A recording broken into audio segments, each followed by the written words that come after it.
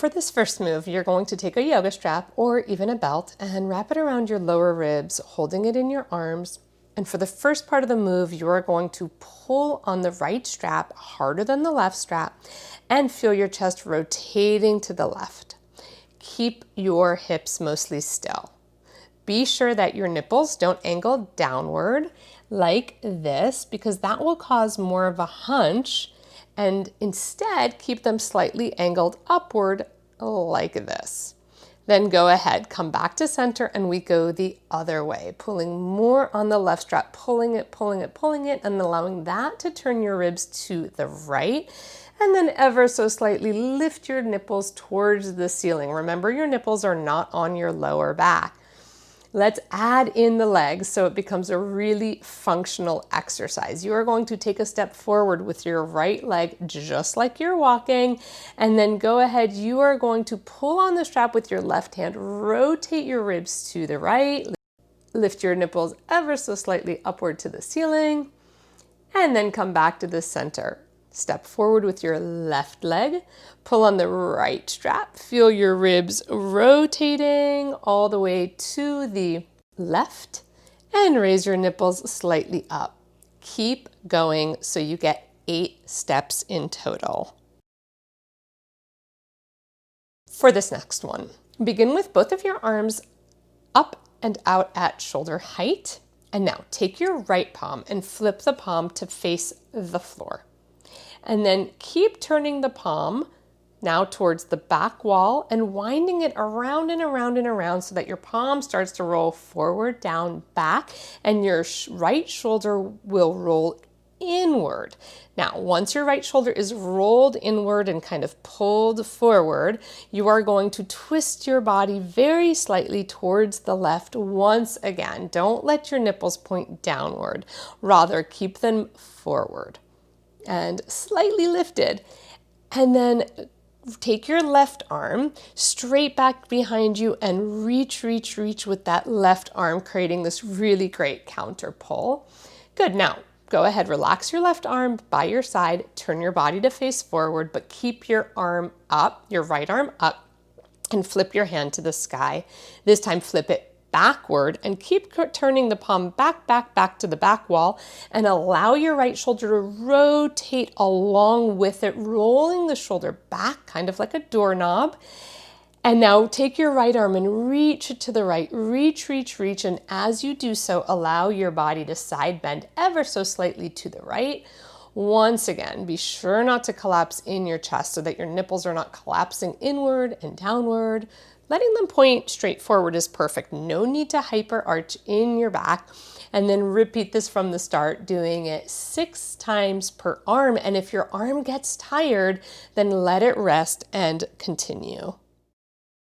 For this next one, we will be sitting back on our heels, but if that's uncomfortable for you, just go ahead, sit up on pillows or a block. You can do this thing standing, or you can sit in a chair. So no need to be uncomfortable. Now, place a block. If you don't have a block, you can do a can of beans in each hand and hold your hands out like this, like serving plates. Begin to slowly now bring your elbows back towards each other behind your back. Obviously, they're not going to touch. It's just a direction. And don't let your shoulders roll and hunch forward and up like this. Instead, keep them relaxed. And now, once your elbows come back to their maximum pullback, and now imagine that you have a pencil running up and down the length of your spine, positioned between your shoulder blades.